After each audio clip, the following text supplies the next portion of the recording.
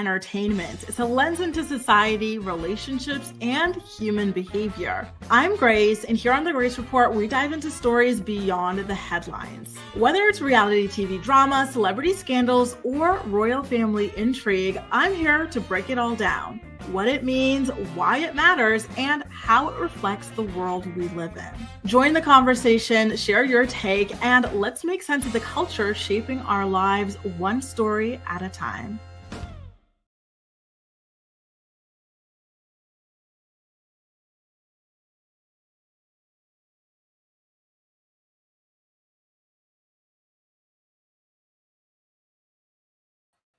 What do you mean the mic is muted? It's not supposed to be muted. Look, I'm setting up for our TikTok friends here. Good morning, sunshine. How are you guys feeling on this beautiful Thursday? Y'all did not catch me slipping today. You know what I did today? I woke up at like 6 a.m. Then I had a nice slow morning. I prepared myself a nice little green tea, got myself ready, went to the gym, did a full set. I was actually really looking forward to going to the sauna afterwards because my gym has a sauna and a steam room. But I was there so early that the sauna wasn't heated yet and the steam room wasn't open yet. So I was like, wow, you really never know in the mornings at the gym because, you know, sometimes they do have it up like by the time the place opens, and sometimes like you have to wait for somebody to come in later. So that was a little bit disappointing, but overall I had a really good workout and a really good day, and it just set me up for an amazing day. Anyway, I love a good Thursday. Let's see who we've got here. We got Jaleesa, Gala, Morelli, Tyrell, Ronnie, Maxie, Michelle, T. Ruth, Melissa, Gwen, Ashley, Venetia, Jess. I see you, BB, Tadisha, and so many more people like Lex as well and Shay. So nice to have y'all here. Welcome, welcome, welcome to the morning report. I saw Jaleesa saying she wanted a Kail update. Listen, Kail has not yet posted anything. She's now currently hiding behind Isaac, who she's currently calling Elliot. Listen, I have to tell y'all something. The name change thing is kind of wild because I've been listening to her podcast. So you guys know that, right? I listen to her podcast. I recap it mainly for my channel members. And so I know that she likes to play around with the boys' names. Like sometimes, you know, for example, now Lincoln, she calls him Marshall. Apparently he wants to go by Marshall now. And then before she was talking about how Isaac, she wanted for Isaac to change his last name to Irwin so that he could be Isaac Irwin for the alliteration, right? And when we talked about her wanting to change Isaac's last name to Irwin, that was just a few short months ago, maybe like 1.5, 2 months ago. He was Isaac and she wanted it to be Isaac Irwin. And we talked about how, you know, she went to Joe with this idea. Joe was like, F off, right? So at that point, he was still Isaac, but now they're saying that he's been Elliot for a long while, and it's just not true. It's not true. So she just dropped this podcast episode. Speaking of all of that, shout out to Minnie as well for bringing this up, of the Coffee Convos podcast. And like I told you guys, I was up early today. I was up with the birds chirping. And typically when I wake up already, like the podcast episode is up, right? So like it's usually up like 8, 9 in the morning. 10 late, but today it wasn't up until like 3-ish my time. So I haven't yet gotten to listen to the actual podcast episode, which, you know what? Why don't we give it a little bit of a listen? I heard it was supposed to be a very, it's supposed to be a very, very kind of like vulnerable, heartwarming, touching kind of podcast episode. So why don't we even give it a little bit of a listen and see what's going on with that episode? Of course, we're not going to listen to the full thing, but would you guys be interested in listening to at least a little bit to see what the announcement or anything like that was all about? Feel free to let me know. I was expecting to have listened to it by the time that I hopped on today, but they put it up rather late. I was actually concerned that they would not put it up at all with everything that's going on with the Javi situation and whatnot. So yeah, I'm just going to stay tuned to you guys' comments in the live chat to see whether or not that is something that you guys are interested in listening to. Okay. Now, what else are we going to be talking about in today's episode of the Morning Report? We also have to talk about Mackenzie McKee McKee, she actually just gave birth to she and Casanyo's twin girls. As you guys are aware, she's been hospitalized for the past week because she started gaining water weight rapidly. She said she gained about 24 to like 30 pounds in water weight exclusively within 24 to 48 hours. So she went to this first hospital. They understood and recognized it as a serious thing, but they still let her walk away, and she had to walk away from that place, and she couldn't stay overnight due to insurance issues. And so she went for a second opinion, and at the second hospital is where they kept her as an inpatient for a week or so before finally allowing to deliver the baby. So she made the announcement on her Facebook page yesterday. And so she shared a series of photos. Listen, Mackenzie is really on her social media influencer game right now. Like every single minute of this birth and whatnot and the pregnancy was documented. So here's her exact post. It says, and I quote, "Welcome to the world, Jakari Angie Hall." And so I guess Angie is a shout out to her late mother, Angie Duthit, and Jamaica Angela Hall, both named after our moms, the most beautiful ladies who mean everything to us. Born 31 and a half weeks, 5.0 pounds and 5.4 pounds, both 17 inches long and oh so beautiful. Mom and dad are over the moon and so happy. The cries we cried when we heard those first cries, we were so in love. So don't forget, the reason why both of the babies' names start with the letter J is because in Casanyo's family, all of the grandchildren have to have J names. So I want to know what y'all think about these names. So to those of you watching me on TikTok, I have to spell the way that these names are spelled for you. Okay, you guys, because just so you know. So Jakari is spelled J-A apostrophe K-H-A-R-I-E and then Angie Hall. And then Jamaica, no, it's not spelled like the country. It's spelled J-A apostrophe M-E-I-K-A-H.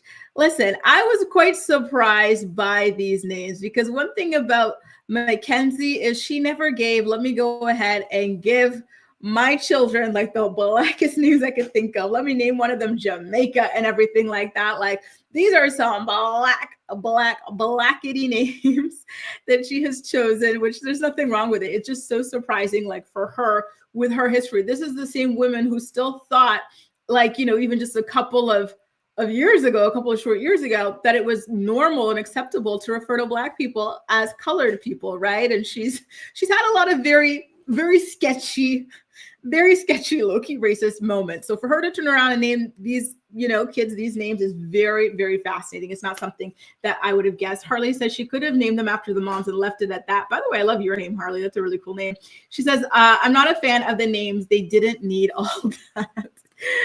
Oh my goodness. And you know what are the odds that your mom's name is Angie and then your fiance's name is Angela? I think that's really cool. So she shared a series of photos of them all at the hospital. So there she is with Casanyo and the baby. Then there's her father with the baby and the little incubator and whatnot. Her father is just absolutely adorable, incredibly involved and whatnot. And, remember, he's dealing with his own health issues. He was having like heart problems. He almost slashed his own arm off and bled out and everything. He's been going through a lot, but he never stopped being there for her. And of course, he's mourning the death of his wife of several decades as well, right? So, shout out to him for really, really being that guy. And so here's some more photos from the birth. And so here's another angle of the baby over there in the incubator. Let me take a closer look at this actually, because, when I was preparing these photos for today's episode of the show, I was doing it quite quickly that I didn't even get to see. Is this like a hat on the baby? Oh, it's always so sad to see these tiny, tiny little babies hooked up to all of these tubes and whatnot. But you know what? She really tried her best to keep them in there as long as she could. 31 and a half weeks is not bad for twins, especially with the conditions that Mackenzie has. Like this pregnancy was incredibly risky. So for her to be able to carry them for as long as she did is very, very, very impressive. So congratulations to her. Congratulations to Casanyo, and welcome to the world, Jamaica. And let me go back to get the name of the first one because I already forgot it. Hang on. What was the first one's name again? Hang on. Jakari, Jamaica and Jakari. Congratulations. Welcome, welcome, welcome to the world. How cool would it be to have a twin sister? I already love having a sister, but I can't imagine a twin sister. Sherelle, oh wait, Sherelle has something about the pronunciation. Hang on. Sherelle says, I thought it was pronounced Jamaica, not Jamaica. Oh, really? I thought it was like a homage to his country, Jamaica, right? Hang on, let me pull back up the spelling. Maybe I'm off. You know, I have no clue. Maybe I'm off. I've never seen this name before. So I just assumed that it was Jamaica, and it was like kind of like their kind of unique way to spell his country's name. Because to me, typically MEI is like May to me, but maybe I'm off. I don't know. Listen, we're going to hear their pronunciation for this on the show. But maybe it's Jamaica, maybe it's Jamaica. You never know. What about you guys? I wish I could poll you guys. You know, StreamYard needs to make it easier for us to poll you guys from the dashboard, because I would be asking y'all, how do you pronounce it when you see this name here, right? And no, it's Mackenzie McKee from Teen Mom, not a housewife. So you guys are saying it's Jamaica? Really? I really thought it was Jamaica. Oh my God. And I was all the way off. Okay, my bad. Brimik says, my nieces are twin girls and they were 6 and 7 pounds at birth. Oh my goodness. They're so tiny, right? When they're twins and whatnot. But that's actually pretty good size for twins. Hers weren't too far off. It was, she had 5 pounds and 5 pounds, 4 ounces as well. Minnie says the middle names are giving Aliana and Aaliyah. Oh my God, when I would do those recaps, the struggle that it would be for me to keep those names straight. Thank God she started calling them by their nicknames, because it is very, very, very difficult to keep those names straight when you're talking about them quickly. It's Jamaica, but isn't it MEI is typically A. MEI is May, but listen, I digress. Listen, whatever. I guess it's Jamaica. You know, but I thought Jamaica would have been more fun. But okay, listen, whatever. She's party pooping me. Whatever. Not you, Mariah, but Mackenzie and Cassania. All right. Congratulations to them on the birth of their twin girls. Mackenzie was really, really going through it that final week, or those final weeks, I should say. And so, you know, I'm sure she's incredibly relieved to have them out of her body now. I do have an update for you guys about Caitlyn and Tyler, by the way. Do you remember yesterday we were saying how they owe Kail a big fruit basket, because Kail's controversy with her allegedly moving in her latest boyfriend, that took all of the heat from them having these texting relationships with minors, using grooming language, encouraging the minors to, you know, disregard their parents, disobey their parents, keep secrets from the parents, send them photos, tell them where they live, all sorts of really creepy things. Obviously, we don't think that they had any kind of romantic adult interest in these children. No, but it's more so something like along the lines of, you're doing all of this, you know, it's inappropriate, and it's with the goal of having contact with your daughter, who you know doesn't, your biological daughter, who you know doesn't want to have contact with you too. That's not okay to kind of usurp her boundaries like that, right? Well, I've got an update for you about it. Remember how Tyler initially, and one of you guys broke this live here on the Morning Report, when he went on his Instagram stories and he made this like big like essay saying something along the lines of, you know, Cate and I are not going to respond to all of the crazy rumors that come out about us. And didn't I tell you guys? I said, look, he didn't deny it. All he said is that he's not going to respond to every rumor, but he didn't deny it. And if someone is accusing you of having inappropriate conversations with a damn minor, you would vehemently deny that as an adult, because you know it's inappropriate, right? That's what I would have done. If someone said, oh, I saw Grace Report having these conversations with this minor, asking this minor for like photos of this person and, you know, keep it from their parents, I'd be like, hell no. What do I have to do with it? Like, why would I be talking to one of those? Like, for what reason? That's disgusting. That's inappropriate. Hell no. That's what I would say. So to me, his little rant and word salad was a very obvious, you know, kind of bam, distraction, smokescreen from the fact that he never outright denied it. And so now they admit that they were having those conversations. They have excuses, but they admit that they were having those conversations. By the way, welcome, Amanda. Thanks so much for becoming a channel member. I actually put up a video for the channel members with all the tea that I have been promising since yesterday. I put it up today just before we went live today. So you can go ahead and check that out after today's episode of the Morning Report, boo. And by the way, the rest of you members, did you guys get to watch it yet? Or is that something you're watching later? She says, and mind you, they're stalking a child that isn't legally theirs. Exactly. Right? So finally, they have come out and admitted to what they were doing. They've got a lot of excuses, but they admit to it. So let's get into it, right? I see you, BB says exactly. Just reminds me of the movie Fernandin, not denying it. That's the thing. You know, when allegations that strong come out against you, like you have to deny if it's not true, right? Take a look at this. Continue to leave all of your comments in the live chat. I will be putting them up on the screen. And if you're part of my playback posse, let us know what you think in the comment section so we can chat with you down there, okay? It was hard to ignore those two people trying to catfish us because the information was so intense and concerning that we felt like we had a duty to kind of like play their game in a way to get to the bottom of this. Well, so I think one of them, the one person that supposedly goes by Jenna or whatever, Okay. this person I kept asking her for proof because I didn't believe her and she could never send me the proof. And so I was like, well, I don't believe you. Like, I can't believe you, you know? But before it got to that point, she was messaging me things saying that, like, you know, the daughter we relinquished is not allowed to speak about her siblings in the home. She's not allowed to talk about that she's adopted. Like, all these things. She wants to contact us, and they're not letting her do that. They mentioned stuff about, like, religious stuff, like, kind of cult-like sounding allegations that were super concerning, which was the main thing that kind of got me and Cate worried enough to kind of continue talking to them because like I said, the concerns and the allegations they were saying were really hard to ignore. I think even as normal parents, but especially as birth parents who don't have a lot of information, it was scary.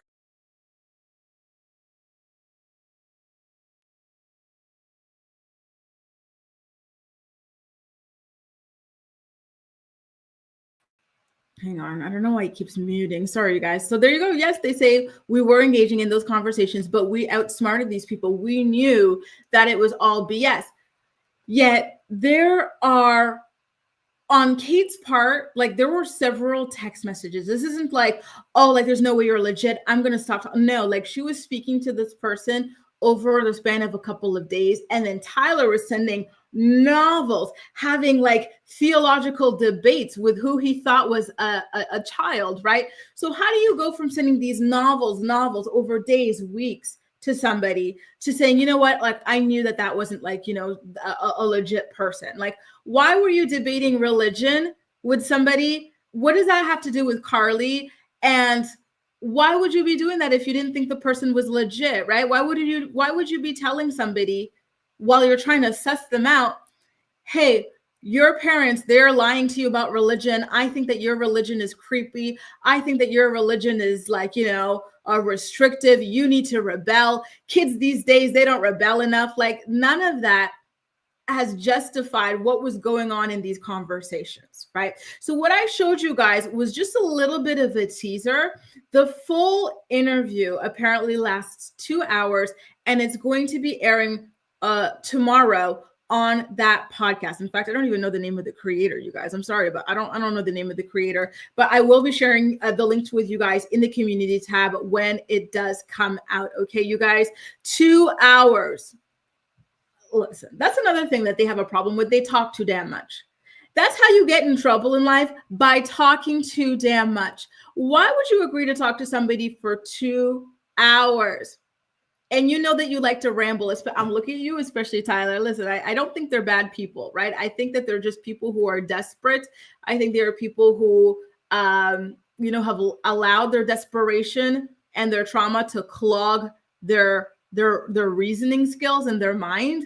So I'm not saying this to make fun of them or anything like that, but like Tyler loves to ramble, right? And so I think somebody like that should have controlled this on his own podcast platform. Listen, what would Kail do? If this were Kail's situation, do you think she would give away such a big story to somebody else? Or would she handle it on her own damn podcast? Look at Kail and her situation, what she's got going on. She's not going to talk about it on somebody else's platform. She's going to talk about it on her own damn platform because That way you can truly control the narrative.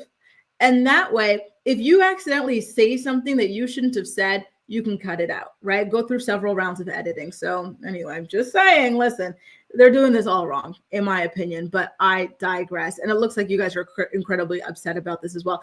In fact, the comments that I was seeing in the comment section for that video, they were not good. Like, people were saying, like, this is inappropriate. Like, I'm over them. I'm done with them. Like, people were really, really like not feeling this situation. And a lot of people who were even fans of them as well. Like, this is not people who just never liked them, who are just, you know, piling on. Like, a lot of people, you know, they're still speaking from a place of like, no, like, we get what you're going through, but this is just not okay. And I can no longer support you because of the messages that you were sending about telling kids to disrespect their parents, telling kids that their religion is wrong, telling kids that they need to keep secrets from their parents. Like, that behavior is just too much for me.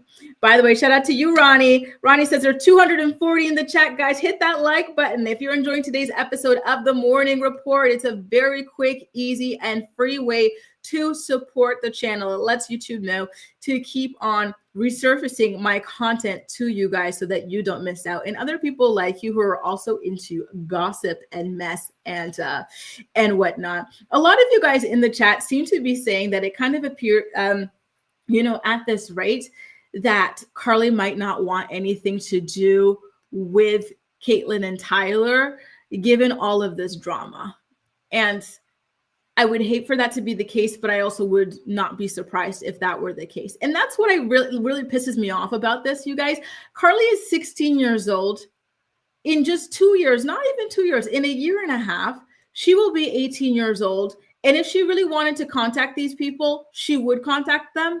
So why go and attempt to burn the bridge once and for all at this point when she's already at this age? You know, and this is just going to make it impossible for you guys to get an invite to her graduation, her high school graduation, her university, like all this stuff, right? When you speak so poorly about her parents and then you put out these like nasty things about her parents and whatnot, what do you think is going to happen? Now she's going to be in such an uncomfortable place where she can't even invite you to big moments in her life without having some sort of anxiety about how it's going to make her parents feel because of the way you've been publicly and now privately berating them and just talking crap about them.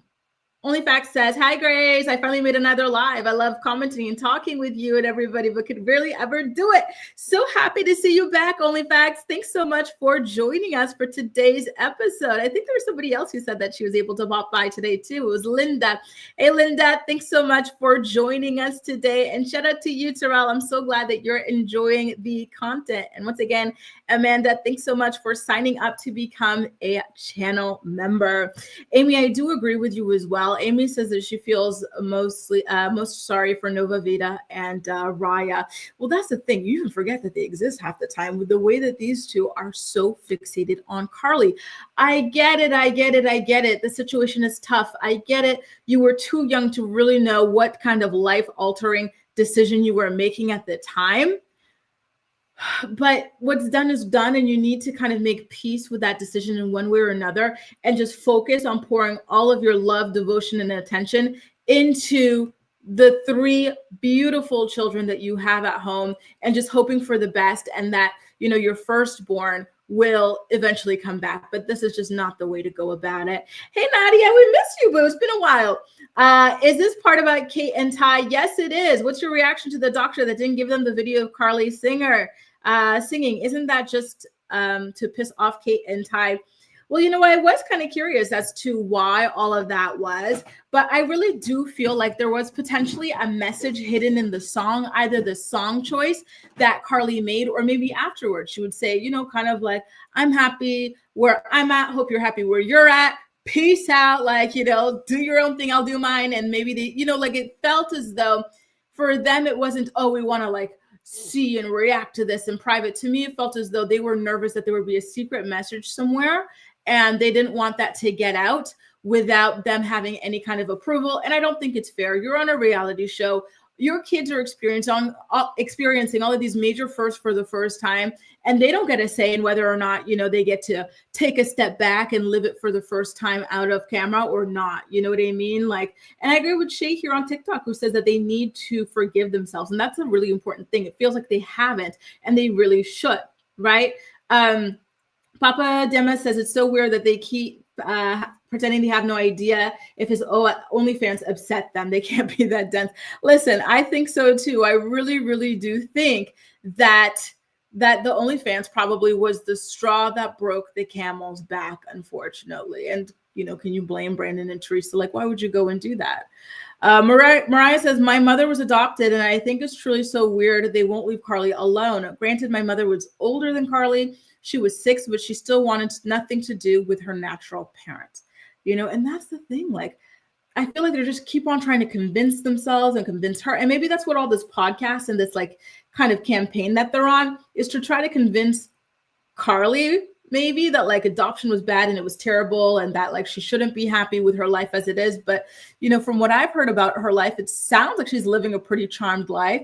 She's got 2 wonderful, loving parents, a very financially secure household. She's got a brother who is also adopted. So it's really cool to have a sibling who shares that kind of experience with you. She's got a lot of friends at school. She's in extracurricular activities like choir.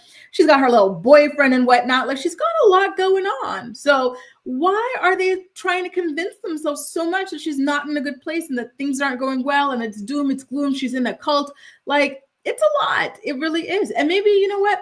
Maybe they do low key know that OnlyFans had something to do with this. And now they're saying, oh, if you're against, OnlyFans and whatnot, then you must be like overly religious. You must be in a cult, something like that. Right. I don't know. But oh God, I'm still so pissed that they're doing this right at the finish line. They only had 1.5 years left and they said, let me go blow it all up. For what? For what? Thanks, JJ. So nice to see you, boo. So nice to see you here. Tracy says, I don't believe she will run into Caitlyn and Tyler. Listen, how could she? She's all the way in North Carolina. Caitlyn and Tyler are in Michigan, right? So yeah, there's just no way. Right? Tyler, of all people, should understand that when you keep pushing, it makes, most people go in the other direction. How can they not grasp that they're pushing her away? Exactly. Michelle says, oh, you said run to. I thought you said run into, Tracy. But yeah, I think she could have before all of this, but at this point, no. Michelle says, Brandon and Teresa have no choice on what Tyler and Caitlyn say or do. They don't get a preview exactly of what's coming. So why should they want to preview the song? Exactly. It's not fair. If they really wanted the song, I think they would have just listened to it. But I think they knew that there could have been a message that they didn't want out there. And that's ultimately why they chose not to have it. And then they're trying to paint this family like the bad guys. Remember, this is the same man who said, when Brandon and Teresa said, please stop sharing photos of Carly's face, he said, I would give up having a relationship with my daughter if it meant I get to share her face with a bunch of my random followers that I don't even freaking know on Instagram. Like there's an ego there. Again, I don't think he's a bad person, but I think he's got a massive ego. Just saying. Shay says, yeah, it's getting weird and they should let her be. I heard about adoption trauma and I don't think they think about the child's trauma in it at all. Yes, they have a massive, massive platform. A lot of their fans and followers and Teen Mom fans in general feel motivated now and emboldened to stalk this family and to harass this family. And I don't want to blame them, but I do think that they have played a role in that. And I've never, maybe I'm wrong, you guys can correct me if I'm wrong, but I have never seen them come out and say, you guys cannot do this. Please leave this family alone. Stop leaking this stuff about them. You know, if you have a fan page or whatever, stop sharing this stuff. They've never come out and said any of that to protect the family, to protect the child. And so I don't know, that rubs me the wrong way. Tyrell says, everyone hears religion and thinks cults. Some people really love church and go multiple times a week and spend most of their time doing things with their church. How does that make you a cult? Exactly. Right? Some people just love whatever it is that they worship, right? And that's okay. We're all different. Maybe it's not something that you're into, but it just is what it is. And especially when it's a child, it's not appropriate to go and say that sort of thing to them. I don't even know that a child knows what a cult is, right? So to go and say, oh, your religion is bad, it's weird, it's restrictive, you need to fight back against your parents, you need to rebel, you guys aren't daredevils or rebels anymore. Like, why would you say that to a kid? Anyway, let's put a pin in these two for the time being. I want to talk about this Real Housewives of Potomac story. Do you guys remember Katie Rost from the Real Housewives of Potomac? She has been really, really, truly struggling with her mental health over the past several years. Her ex-husband had her committed. Her mother tried to have her committed. Her mom has a restraining order against her. Like, you know, it hasn't been looking good for a very long time with this woman. And I really do love her on the show. And I wish she were in a better place so that we can have her back. But unfortunately, she's still in a very bad place.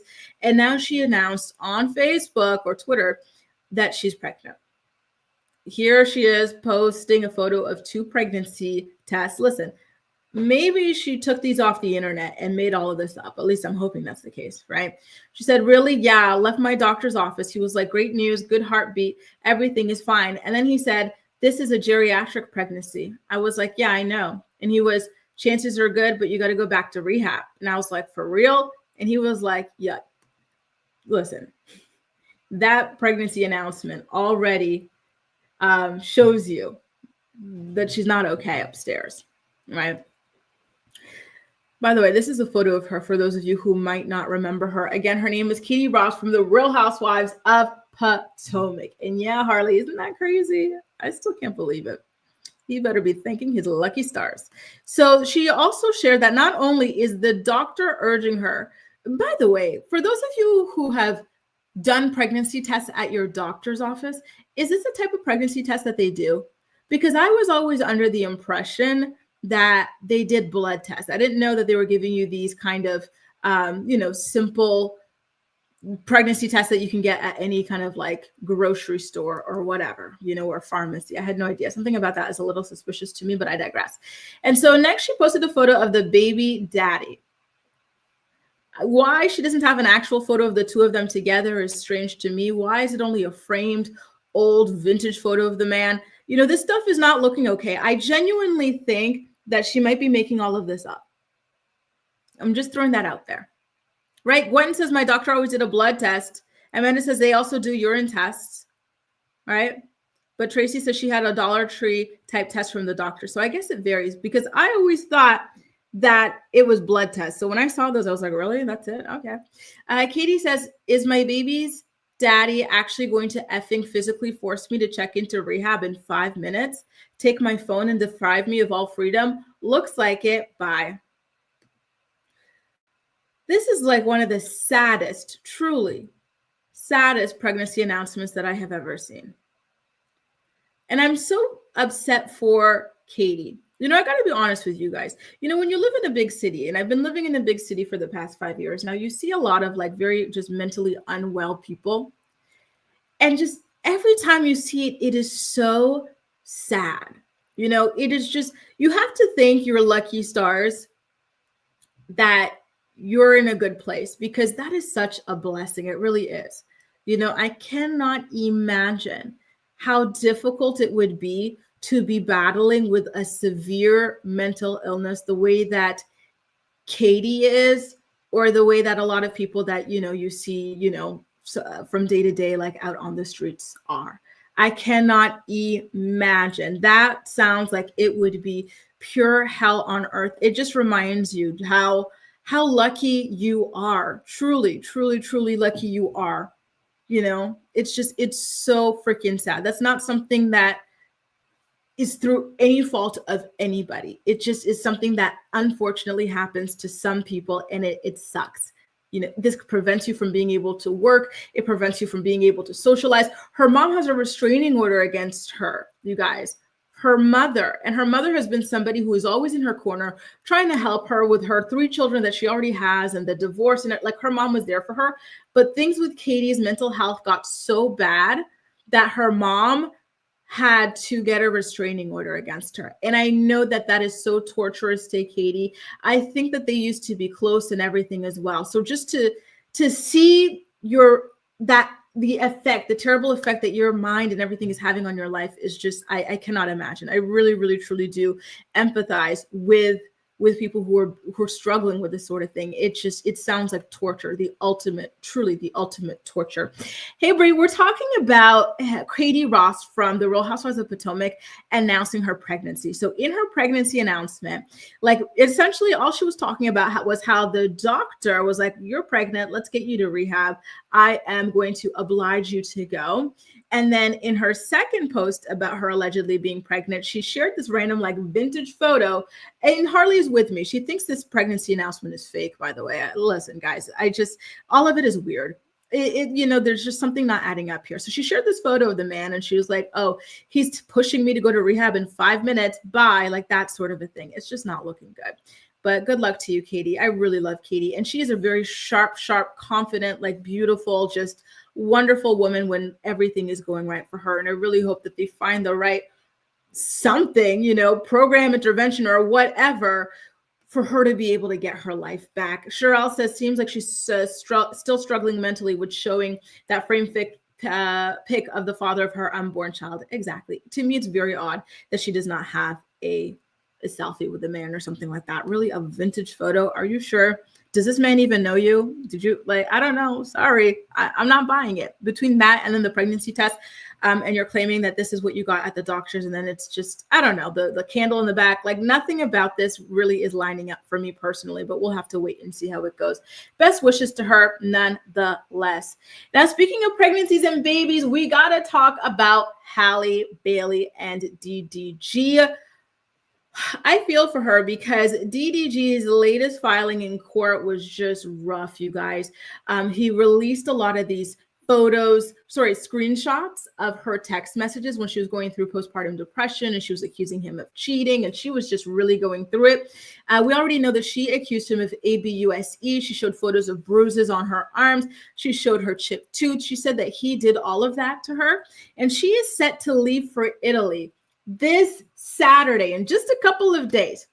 And so DDG says, not so fast. And he filed for an emergency hearing to be able to keep their son Halo with him in the US while Halle leaves to work in Italy. He says that Halle is a danger to their son, an imminent emotional and psychological risk to him. So he says that Halle is not mentally stable enough to travel alone with the baby. She says that Halle once took his GUN while pregnant and walked out without telling him where she was going. And then he says he later found her outside just holding the weapon. He also says that she planned to have an abortion without telling him, but later changed her mind, which, listen, that has nothing to do with the price of tea in China. I don't think that if you considered having an abortion or whatever, that means you do not love your child, or that means that you're unfit, or that you were dangerous to your child. It just means that you were considering your options. So for him to put that out there, knowing that it'll be permanent and that their son will see it, and that it will not really even sway the judge because it's irrelevant since the son is here and she has done a fantastic job loving him, raising him, and caring for him, that was dirty and that was ugly. Truly ugly. And so he also says that 2 months after Halo's birth, Halle sent him disturbing text messages threatening self-harm and suggesting that Halo might also be at risk. So let me show you. He also says she's a violent person. So here's a photo of his hand. And he said that this happened to him the same day that there was that incident with Halle, right? So he's saying that Halle sliced his thumb. And so here are some of the photos that he has shared as well, screenshots of the text messages that Halle was sending to him. And I do have to warn you guys, they are very alarming because she was incredibly distressed. There was this one, and I'll let you know when I show it to you, but there was this one set of messages, these last 3, where when she read them, or when I read them, I was ready to cry for her. Listen, guys, I say this all the time. Be careful, dude. Do not let a random man baby mama you. Don't do it. This man's greatest accomplishment in life is having Halle Bailey as his baby mama, just like Offset's greatest accomplishment in life is having Cardi B as his baby mama. And I've been talking to you guys 5 days a week since the beginning of the year.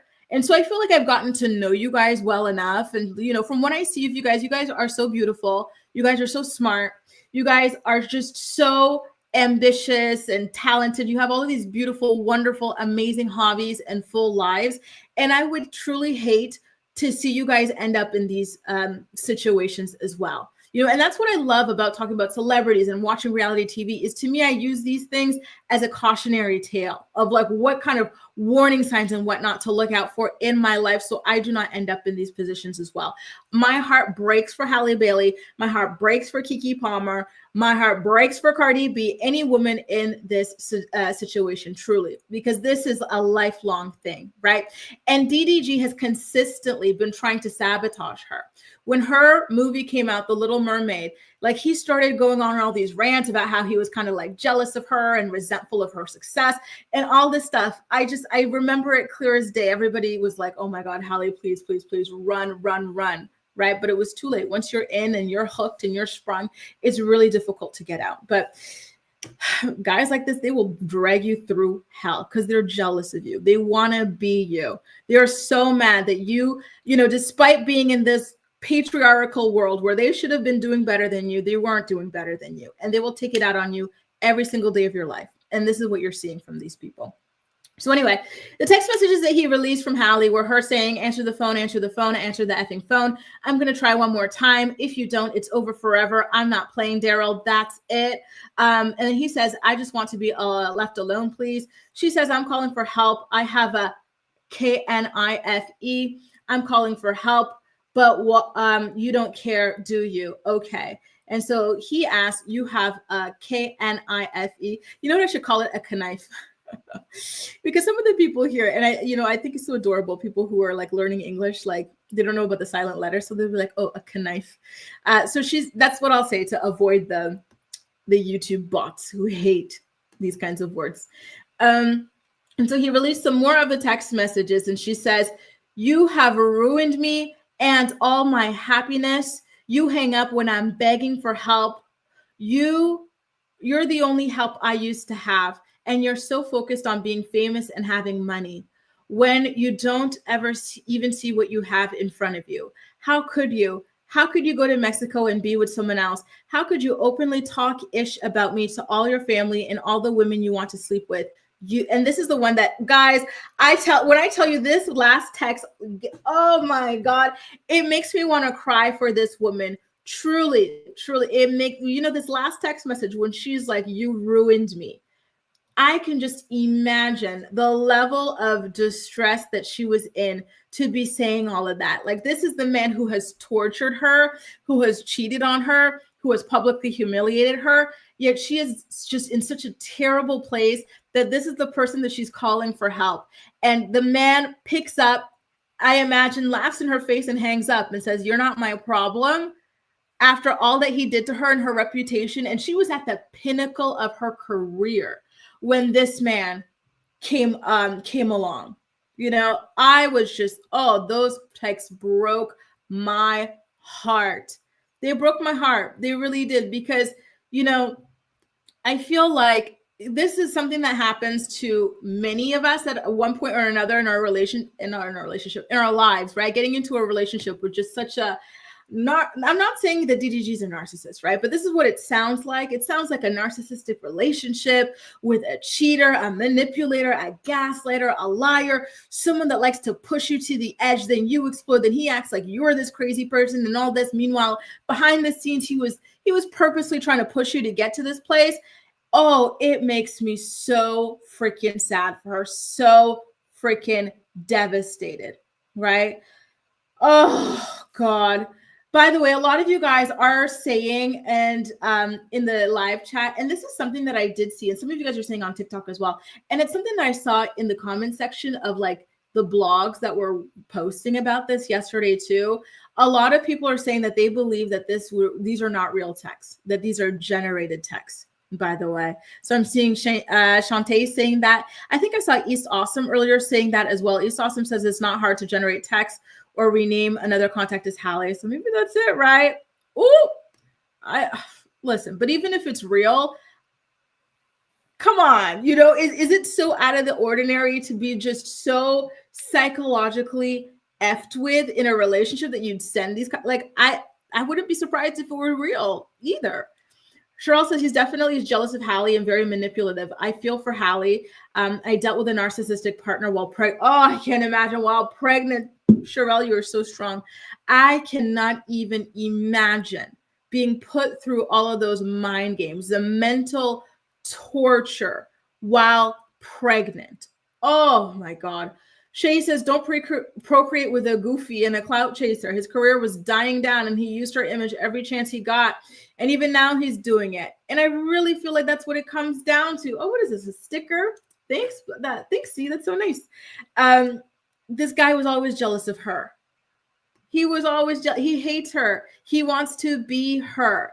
And because he can't reach her level of success and he can't reach her level of just respect in the industry, he wants to ruin it and make sure she has none left. It's like Keke Palmer's baby daddy. He went on the internet and said, oh, you're a mother. What are you doing at the Usher concert? He had people thinking she was cheating on him, but he had already dumped her.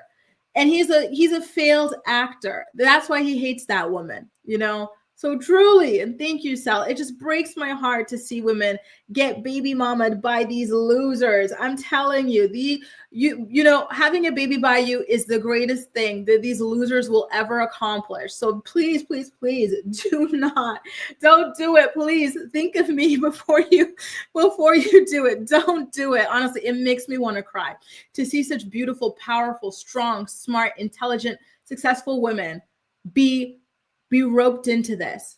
This is a sport to him. This is fun for him. And he's doing it on purpose. She's supposed to leave in 2 days. 2 days. And he decided to just do this now. And he had all this time.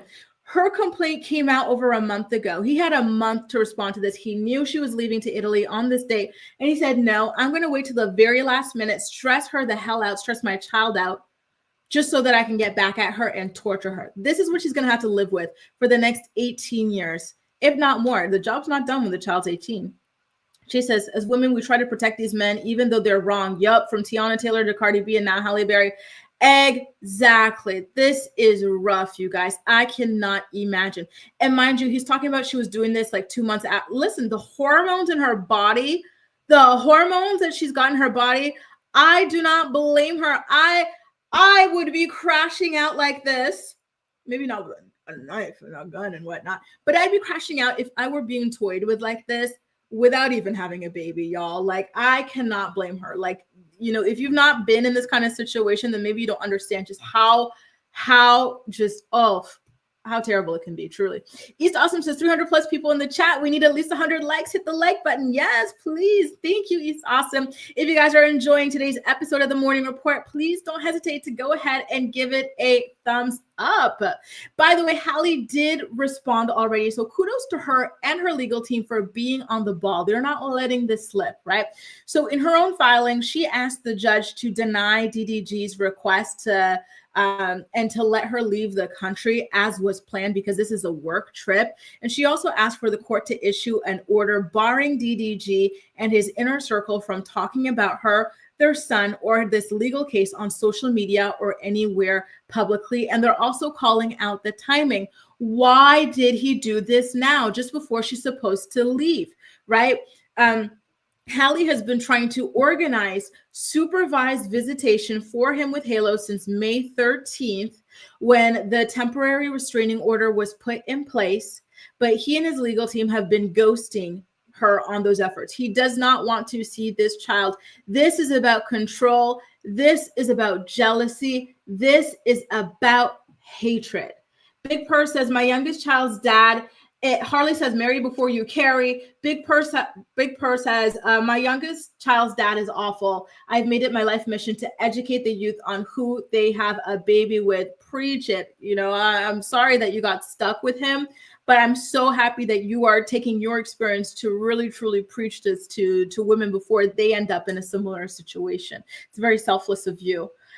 East Awesome says Halle has access to Rock Nation and Parkwood attorneys. Yes, finish DDG, please. And how old is this woman? She's a young woman.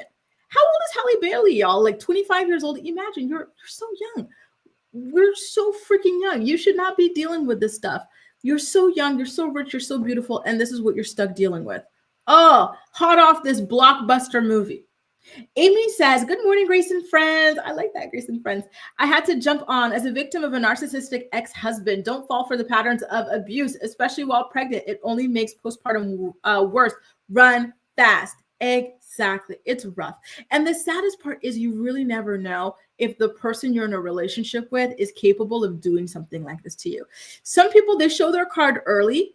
Some people, they could wait years, many, many years, right? So you really never know. And my heart will always go out to people, in these situations. I can't imagine being stuck like that. Good luck, Halle. I really like Halle. I really, really do. And I want to see her win. And I want to see her, just be able to go to Italy, work on her movie and everything, make money for herself and her child. This is so sad. No. One of my TikTok friends is like, oh, like, I feel like you're talking about me. No, I'm just trying to warn anybody I can, because I hate to see this happen to women. I really, really do. I really do. I love us so much. I really do. I love women. I love us so much. And I hate to see us be dragged in just such painful situations, right? Like, I've been talking about this, and this is why I moved to France. I was in this relationship with this person who was just so terrible, truly, and he wouldn't leave me alone. I had to flee the country, you guys. He was so obsessed with me. And so I know, like, these guys who just want to have this hold on you and stuff, and like, luckily I escaped without a child or anything, right? But unfortunately, other women aren't so lucky. And so I really want to warn other women. Many men have tried to trap me with a baby, trap me with a marriage, and I booked it. Absolutely freaking not. Why don't we get into the Kail Lowry story, by the way? I didn't know I even had a story. I do, actually. It's not Kail Lowry herself, but do you guys remember the lady who blew the lid off on Elijah's cheating? Well, she's back on the TikTok, and she has a message to share with you guys. Let's go ahead and take a look, and we'll talk about it on the flip side, okay? Here goes. This is badass the last time I'm going to address anything at all. You guys are still going in my comments talking about, I'm still talking about this. No, you're still talking about it, okay? You are the ones in my comment section, and you're the reason that it's even coming back on your For You page, or even I replied to a comment, okay? And y'all just like ran with it. Do I give a fuck if anybody apologizes to me? No. From the jump, I've known the truth, obviously. Nobody was ever a liar. It was just funny that it's, oh, this, that, and the third. Oh, but I thought I was a liar. I thought that I was a liar and I was clout chasing and that it never happened. Y'all pick a side. I don't give a damn how it goes. What the fuck? I knew my truth. And I can speak on that just like y'all can speak on how the fuck y'all feel. That is what it is.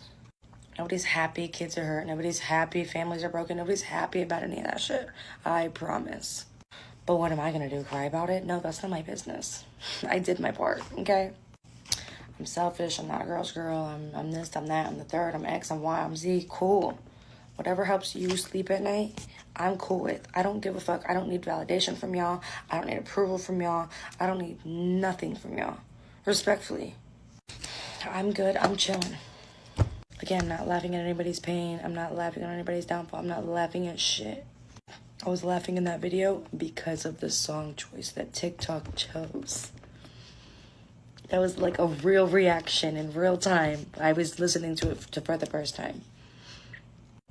That's why I was smiling. It's the song choice, sound choice, I should say, was funny. Sorry you don't have a sense of humor. Look at it from my point of view for just a fucking second, okay? I got drug on the internet for weeks, okay? I got called a liar, I got called a homewrecker, I got called a whore, I got called a bop, I got called Alabama Barker. Like, let's be so for real right now, okay? If something comes out that rests my case even more, I'm not supposed to speak on it? I'm confused. At the end of the day, this is my life. I have a voice. I can speak on whatever the fuck I want to, especially when I know that it's facts. Anyways, next time I post another video, could be in a week, could be in a month, could be in a day. It doesn't matter. I promise, it's not going to have anything to do with the current situation at hand. Every time I post something, I get to fucking post a singing video and you're like, oh my God, let it go. You know I have things that go on in my real life other than this internet-ass bullshit? Nobody's ever talking about that. And if I am, I make it clear, okay? Thank you. Have the day you deserve. Oh my God. My girl is riding this until the wheel falls off, isn't she? I still want that interview though. If you guys see her on TikTok, please tell her to come on over here to the Grace Report. We want to hear, we want more details on her side of the story. What happened, sis? What happened? You guys are over her though, I see. But listen, I'm nosy. I just wanted to get a little bit more details. I want to know if Kail ever reached out to her, if Kail ever like kind of sent subliminals, if she ever noticed that Kail's like close friends or following her and trying to see everything that like, you know, she's got going on in her life and everything. Like, I'm curious, y'all. Jaleesa says, by the way, Grace, Catelynn's podcast with Isaac drops at night today, 7 p.m. Chicago time. Is that it? Because Coffee Convos, they had the new episode out now. Oh, okay, you're right. That, what is it? Barely Famous, I guess. Okay, so Coffee Convos is not the one with Isaac, by the way. It's entitled No More Dicks. So it's about nothing, essentially. I'll listen to it and I'll recap it for you guys later. I thought this was the Isaac one that I was missing out on. Thanks for the heads up, Jaleesa. I'll try. You know what I'm doing tonight? I'm going to an African restaurant with my friends up in the 10th arrondissement. How I love West African food. We're going to eat good. I'm going to be eating plantains. I'm going to be eating some good lamb. Amy, oh, so you guys, okay. Wait, let's back up a little bit. Let's back up a little bit because we got a lot to talk about here. And thanks for writing for me, Acacia. You guys, if you see Britt on TikTok, tell her she is wanted over on the Morning Report. We want the tea, okay?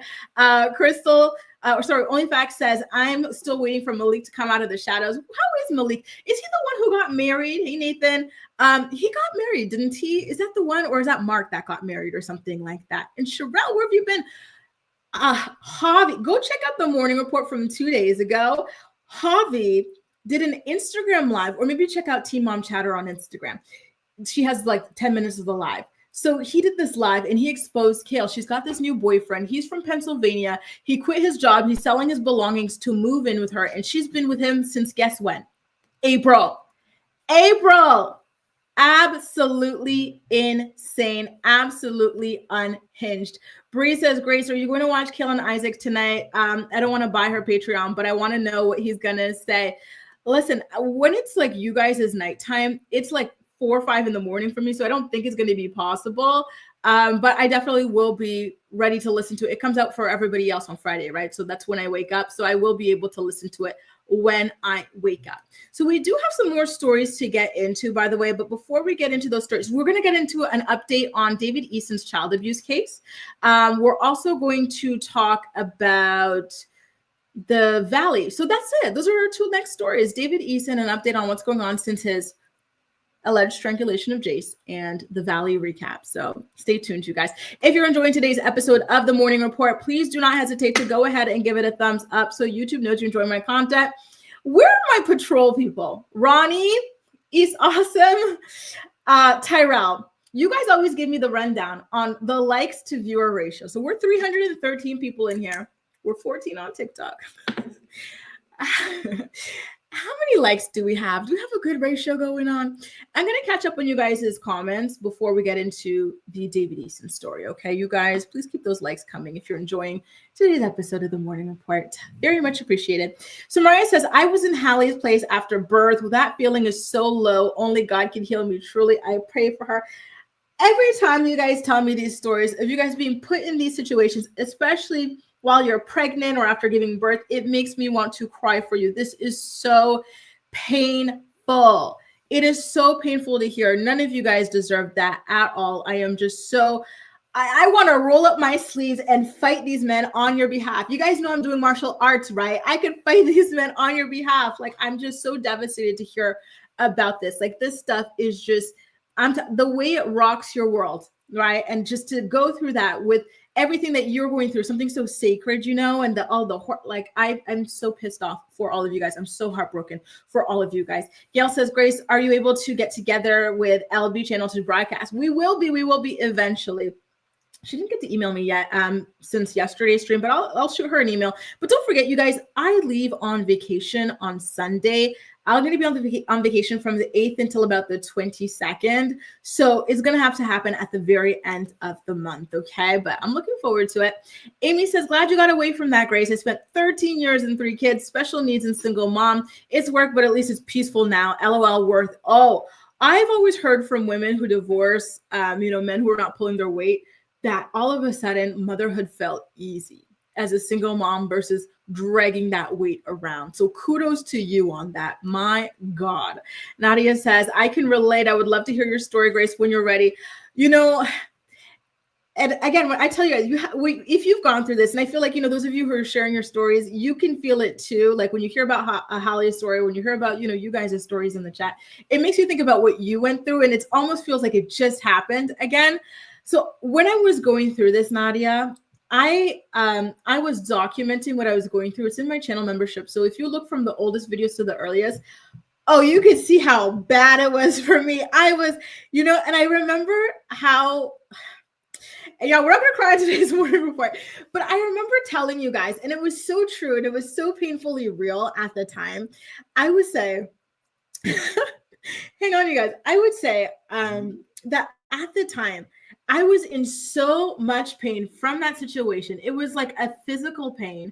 And I said, it almost even hurt to breathe. It hurt to be awake when I was going through that, So I really, truly feel for you guys in the chat and Halle Bailey and everybody who's going through this, because, for you guys to have children, to be pregnant or to be postpartum going through that, I remember how I was feeling and I didn't have any of that.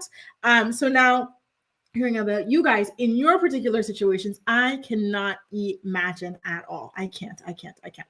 Now, let's get into the next story. Let's get into the David Eason story. Okay, you guys, I do have an update about, and thanks, Melly. Thank you so much.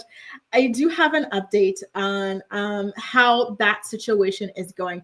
Do not forget that in 2023, he was accused of strangling his stepson, Jace, right?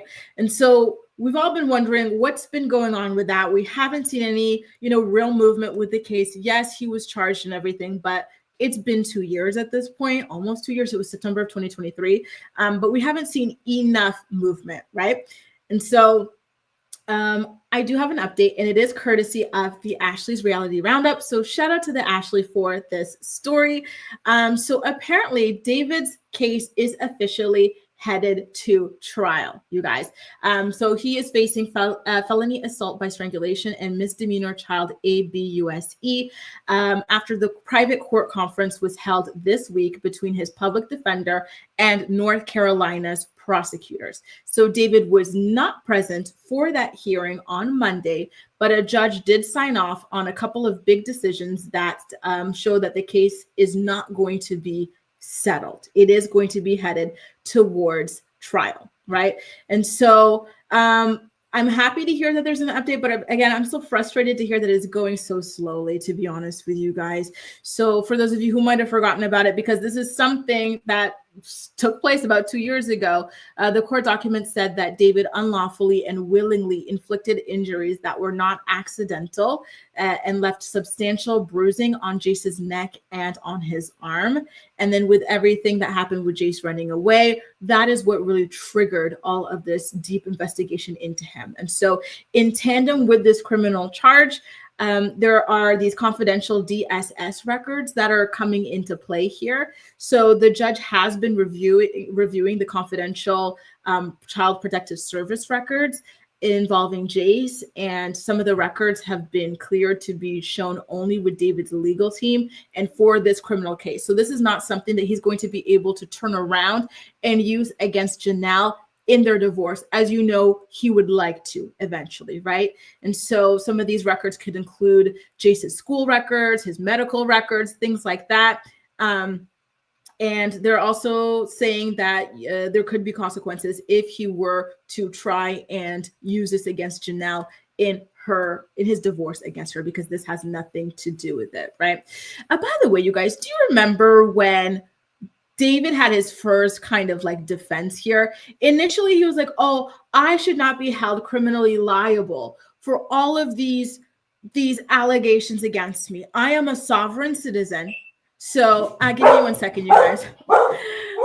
My bodyguard has somebody at the door. Give me a second. I'll be right back. The Morning Report is brought to you by Philo. Watch your favorite shows and movies from over 70 different channels, including MTV, TLC, WeTV, and more for only $28 a month. Get a free trial today by clicking the link in the description box of this video to get your free trial up and running. Are you looking for the perfect skincare products for women over 30? Look no further than Rothia. Rothia is a skincare brand born from love and made for parents. Their flagship product, the Resilience Cream, delivers clinically proven age prevention benefits.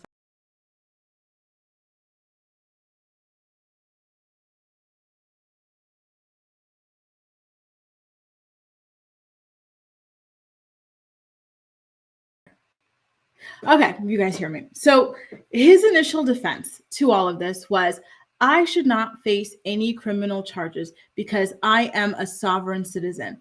The way that the judge laughed him out of the courtroom with that, right? The judge said that is not a legitimate defense. You're going to have to come up with something a little bit more substantial than that if you want to see yourself go free, okay? So now, at this point, he's decided to go ahead with a public defender in order to fight the charges, right? And so there are some things that came out in this hearing on Monday that the Ashley had reported. And some of them were how David did admit that he had to, quote, constrain Jace in the past to keep him from hurting himself or others. And he also accused Jace of carrying weapons. And he also said, as his defense, that Jace has mental health issues and has made threats and often runs away. And he also confirmed that the Department of Social Services did open a case following the alleged ASSAULT, but says that the case was later closed and dismissed. And Janelle, however, for her part, she denies that there was ever even a case with the DSS at all. All of this is a mess, you guys. I cannot lie, right? It's a mess, but I'm happy to hear that at least it is moving forward, right? Because that's something that was worrying me. Is it going to be thrown out? Because don't forget, when all of this came out, I think Janelle was even fighting against David facing any kind of charges. This was the era where she started making these videos about him on YouTube and how he was this stand-up guy. He's an amazing husband, and how Jace is this threat to her family. Her family needs to be protected from him. And David did what any good man should, which is protect his family from this child. So thank God that there is even a criminal case here. Although I will say that Janelle should have been investigated as well for her part in enabling this and then going online and leading a smear campaign against her own child, who was the victim in this situation. That truly was one of the sickest, most disturbing, just most shocking things that I have ever seen a parent do to their own child out in the open, right? So according to the Ashley, there are sealed records, gag orders, and whatnot that we have to keep an eye on for now. So that's as much information as we can get on this situation for the time being. Surely there's going to be more to come, but for now, that's all we've got, okay? Let me take a look at you guys' comments, and then after this, we're going to head over to our final story, which is the recap of the Valley. By the way, Luz, you're usually with me here on YouTube, right? Hey, Luz, I think your icon's like just the letter L and it's blue. And Harley's laughing at his sovereign citizen defense. He is such a clown. He really, really is. Tyrell says, F the sovereign citizen crap. Does he even know what that means and how you're legally eligible for it? No, he didn't. He really thought all he had to say is, I'm a sovereign citizen. Laws don't apply to me, and he walks free. Every single serial killer would have used that by now if that were the case, right? And you listen, I'm not supporting serial killers. I hate them, right? But they're a lot smarter than David frickin' Eason. I'll tell you that much. Ali says sovereign citizens typically do not have lawyers. They defend themselves. Whoop! What about that? What about that? OnlyFacts says first Nathan behind bars. Now hopefully David. Tyrell says so much ABUSC that should be reported on Teen Mom. Ain't that the truth? And I also agree with you, OnlyFacts. Ali says way too many of the Teen Mom universe men go around strangling people like they have no common sense. And that's the thing. when you go back to the Kail story and how her latest boyfriend that she barely knows is about to move into her house after about 2 months of dating, think about the stranglers like Nathan and whatnot. Think about the Chester, the you-know-whatsters, right? Crazy. Lou says, every time there's Kail news, I go straight to your YouTube channel. Thank you, thank you, thank you. That is so sweet. Thank you. Thank you, Sammy, as well. Harley says, Dave of the jungle. I love Tyrell's comment, by the way. She said, David better go to jail and suffer, period. She says, I'm glad someone else said it's pronounced Jamaican. It's Jamaican, not Jamaican? Oh, Lord. Sorry, y'all. I really thought it was... Anyway, my bad. Bree says, wow, he is indicted. That's not good. That means they have solid evidence. Remember, there was supposedly ring camera footage of this entire ordeal. So I really hope that that seals the deal on this. Thank God, right? I really, really, truly hope. And thank you guys. I've seen your comments earlier about the support. Listen, that's what I love about our morning report. We're all just girls together trying to make it through life, right? So thank you guys so much for all of your support. You guys are absolutely amazing. I love our morning reports. And although I will be away for 2 weeks for vacation and whatnot, I'm not going to not be uploading for 2 whole weeks. That's not happening. I'm going to be popping by with videos, but the whole morning report thing is going to be really tough. Cynthia says, freaking Brittany, she better not change her mind and get back with Jax. I watched the after show and she's such a narcissist, and he's such a narcissist. I just can't. He lies and lies and keeps on lying. Pinocchio. Lord, why don't we get into it then? Let's get into the valley. It's the valley time. By the way, Mariah says, Grace, I would help you beat up my baby daddy. Yes. Let's do it. Tell me, drop the addy. Guys, why don't we get into a recap of the valley? Yesterday's episode was wow. Listen, y'all know I'm in love with Jason, right? Jason from the valley. That's my man. My man. But I'm starting to wonder, how did he become a lawyer? Because the way that he is so easy to lie to and manipulate, like, first, his wife, Janet, is playing him like a fiddle. I actually think she's dragging him down. I think that Jason is a nice person. I think that Jason is a positive person, a well-liked person. And I think that Janet is somebody who just thrives in drama and negativity and whatnot, and that she is kind of dragging him down to that level with her. And it's really sad to watch. And then on top of that, and I'm kind of jumping ahead of myself here, we'll get into it. But when Jax called him, FaceTimed him, and manipulated the hell out of him so easily, I was like, girl, not girl, but man, aren't you supposed to be like, what? Like, what? Kirk says David should be on Love After Lockup when he gets out eventually. Wouldn't that be, listen. Unfortunately, there's always a chick ready to pick up a convict or a homosexual. Let Teen Mom and Love After Lockup be an example to you on that, right? So I want to start this recap from the very beginning. So at the beginning, they're continuing to show us the cracks continuing to show in Zach and Brittany's relationship. I don't think they're going to be friends by the end of this, which I wouldn't blame Zach. And you guys, in my Vanderpump Rules rewatch, I'm currently on season 8, I believe it is. And at the beginning of season 8, you see Zach in Brittany's bachelorette, and when she's doing her things and stuff, like for her bridal party, like he was a part of her bridal party, like they truly were close friends. So to see the way that she has discarded him for this woman who just thrives in negativity and drama, and the extent to which Janet thrives in negativity and drama is so strong that she's the only one who's consistently bringing up the rumors about her husband running around without a ring. Did you guys notice that? It was brought up last episode for the first time. It was discussed. It was supposed to be squashed. Yet every single time, Janet, 2-3 times this episode, she has brought up Jason not wearing the ring. She's the one who keeps on bringing this up. And then she plays victim about it. Like, girl, you're the one. Stop hitting yourself, really, right? I will say, though, that I do agree with her that they are bringing, like, that Kristen even put this out there as a distraction from what Danny is actually doing. All of this came out because Kristen is pissed off that there was a discussion being had about Danny being a sketchy ass man, touching women inappropriately, flirting with women. I think that Danny is cheating on Mia. Do I think that he's somebody who just doesn't like his wife and wants to get away from her, or he's not? No, like I'm sure he's attracted to her. I'm sure he loves her. But the problem is with his drinking he doesn't even know where he is half the time. Maybe when he's cheating on her, he thinks he's talking to her. Maybe he thought Jasmine was Nia because he was so drunk. Maybe he thought Jasmine's girlfriend was Nia because he was so drunk, right?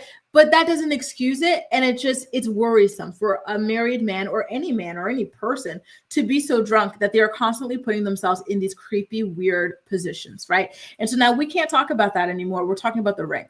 But here's the problem, Janet. You're playing into it because you keep bringing up the ring when you should be bringing up the trifling husband who's touching other women's behinds, other women's thigh meat and whatnot. Like, what are you doing? Anyway, do you guys eat enchiladas, by the way? Because y'all know I love Mexican food. I love burritos. I love tacos. And I just love everything, right? What was it? I love churros. I love everything. I was about to say ceviche, but ceviche is from Peru. But I don't know. I've never tried enchiladas, and Sheena's enchiladas do not look appetizing to me at all. Are they good? Are enchiladas good? Should I be trying them? I don't know. I love quesadillas as well. A good 10-point quesadilla. Nothing hits the spot quite like that. Ali says, I love enchiladas, but I definitely don't like Sheena's dry looking ones. So I guess it's just hers that don't look good then, right? Jalisa says, Jason admitted to getting drinks with flight attendants without his wife. Really? I think they are trying to act perfect. Did he say that? Oh my God, not my man. I didn't think he was a cheater. Jason, are you really cheating? I thought I was the only one. Ronnie says they're good when made right. Okay, I'm going to have to try it from like a proper place then because those look nasty.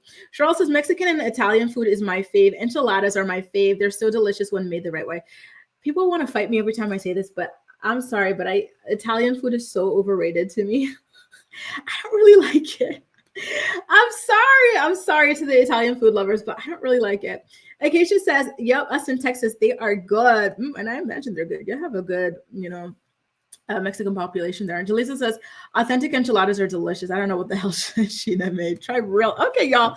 Listen, justice for enchiladas. A lot of you guys here are riding hard for them. So I'm going to have to go ahead and try. They're vegan. Is that what it is? Oh, Lord. Huckleberry says they could be bomb as long as they're made right. All right, I'm going to have to go ahead and try it then. Thanks, guys. Okay, I'll try it because hers look like you have to like pray real quick before you touch them. Bree says, I'm so confused. Danny had one incident and they didn't film it. So why is everyone upset? Danny has been doing this every time they get together. Did I miss something? Apparently he's been doing this for a while.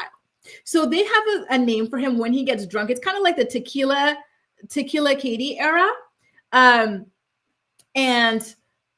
So like apparently he gets really, really wasted, blackout drunk, and people worry for him because he doesn't like remember anything. So it's like a tequila Cate or a Tom Schwartz kind of thing. Remember how Tom Schwartz would joke about how he was like this makeout slut or whatever, like that sort of a deal. So I do believe that he's cheated on Nia 100%. And it sucks because I love Nia. She's so beautiful. I'm sorry, but she's way out of his league. She's so sweet. She's so kind. And she's not running around drunk, wasted, cheating on him. So that's already leaps and bounds, out of his league. And it's sad because when he's sober, he seems so attentive, so loving, so wonderful, It sucks. I really hope he goes sober. Being sober is amazing, you guys. It really is. It's amazing. Anyway, so after the struggle enchiladas and whatnot, everybody goes to the beach for some kind of beach day that Brittany organized. And at this point, Jasmine, and I'm so mad. I hate that I have to say that I dislike Jasmine now. And it's not permanent, Jasmine. You can still win me over. Don't worry. But I didn't like her behavior on the beach. So as soon as she gets to the beach and she sees Janet and Jason there, she like makes it this big deal to not want to be at the circle. Girl, you knew they were coming. So why would you just get up and act like that as if you didn't know they were coming, right? Like that is so weird. And she said, I don't want to be around them. And then she feels like they're talking crap about her. And she's like, well, why don't you just say it to my face? Girl, you just walked away. How would they say it to your face when you just walked away? Please quickly answer that. And on top of that, you started this whole drama with Nia and Danny behind their backs. You waited until Nia was gone from the table that she was sitting at for over an hour with you, where you could have addressed it. You said, no, I'm going to wait for her to get up, go out, and then I'm going to talk crap about it. But now all of a sudden it's come say it to my face, this, that, and the other. I don't like it. I'm so upset. I'm so upset about this. I want to like Jasmine. I do, right? But I really didn't like the way that she played this episode. I got to be honest with you. And then the camera kind of just randomly pans to this conversation that they're having on the beach. So Brittany decides to play truth or dare with the people there. XX says the chicken and cheese quesadilla is 7 points. Listen, I feel like it's worth the 7 points. I want it. Now I want that. Listen, I'm going to be having some good African food tonight. Where is it from? I think it's from Côte d'Ivoire. But I kind of low-key want some Mexican food too, ASAP. But you know what? I'm going to Spain in a couple of days. I'm going to be having Spanish food, and I love Spanish food. They're tapas. Girl, stop grumbling. So at the beach, they're playing this truth or dare, and it was a very inappropriate question, which was, how big is Brock's D? I feel like even if it's just such a weird question. Why would you want to know the size of some random man's D? And this is someone you hang around. Like, listen, people are weird. Your friend, your mother, your sister could low-key be trying to sleep with your man, right? So the way that this random friend was like, oh, how big is Brock's D? And in this circle, a group of friends where they're all cheaters, I would have been pissed. I wouldn't have answered it. But Sheena is so desperate for screen size that she pulls out her hands to show you. Well, it's not exactly long, but it's very girthy. Girl, are you telling me he has a chode? Why would you answer that? There's no way I would answer that. Absolutely freaking not. And so at this point, Janet and Jason are hyping themselves up to go ahead and confront Janet about the situation. So they pull her aside. They ask her a couple of questions. And Janet, she comes in hot from the beginning. Well, Jasmine kind of comes in hot because Jasmine is kind of on the side asking these questions for details or whatever. And I'm like, okay, Janet is annoying or whatever. But am I being too hard on Jasmine, by the way, you guys? You could let me know if you feel that way, because maybe I am. But I just felt like she was just, I don't know, she has a real friendship with Jason. And I don't know why she's blowing this all up. She's the one who put out these rumors, apparently, behind his back, when he, meanwhile, has been trying to defend her behind her back and everything and get someone to apologize to her and take things seriously. So, it's not making sense to me why she's so rude to him. I get being irritated with Janet, but I don't know. I was so upset with her kind of hostility and everything. And then she was acting like she always hated Janet, but they were roommates. They were friends. Where was all of this coming from? She's like, you're a drag. You give Karen energy. You suck the air out of a room or something like that. Look at the shock on Janet's face. This actually made me laugh, though, the shock on Janet's face. I felt bad for her. I can't imagine that happening to me, me being kind of blindsided like that by a friend or whatever. But damn, man, that sucks.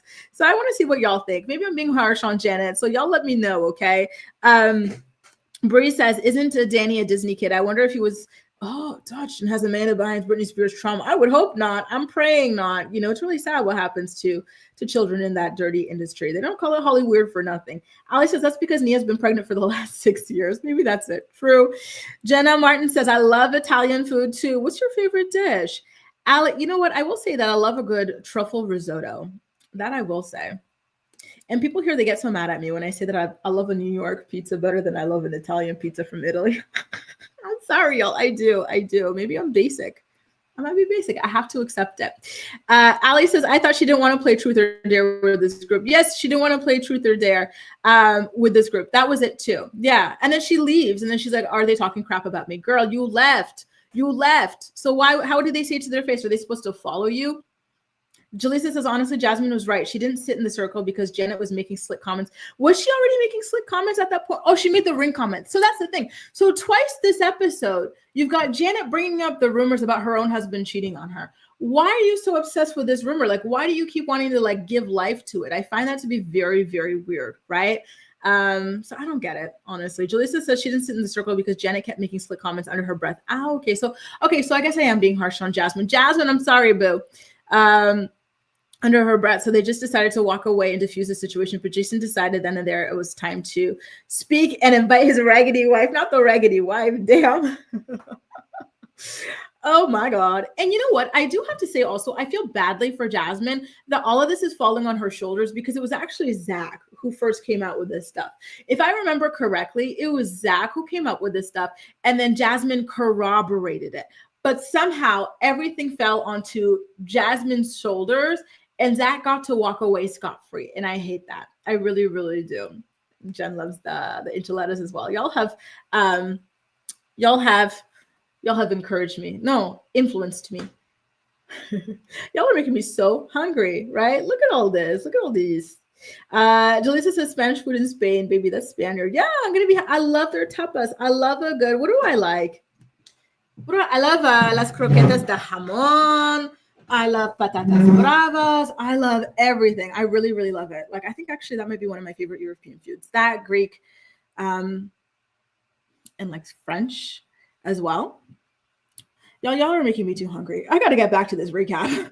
I'm about to go to the restaurant too, and now my butt's falling asleep. So that's why I got up, by the way. So where was I? So yeah, I felt like there's a lot of hostility there, and it made me quite sad because there was a real friendship behind all of this. So to see it all kind of just like go in this direction so extreme, like nobody being like, okay, like we're heated, let's take a breather. Like, I really wish that the people would have kind of like calmed themselves so that they could have like a real, true, proper, like, you know, not so hostile conversation about things, because I do want to see people, you know, continue to be friends on the show and to work through like relationships and problems and whatnot, right? And Jason genuinely was devastated about this. And if I were him, I would feel the same way, because all this time Jason has been defending Jasmine to people behind her back. And so to hear that the person you're defending is like spreading these things about you particularly, like, and that she knew about this stuff for years and she never came to you about it, and then she gets defensive when you bring it up to her, like, that sucks. You know, I wish that Jasmine would have just been like, Jason, I want to talk to you. I value our friendship, but I want to do this privately. Your wife can't be there. And this is what I meant at the beginning of my, you know, recap for this, when I said that Janet drags him down.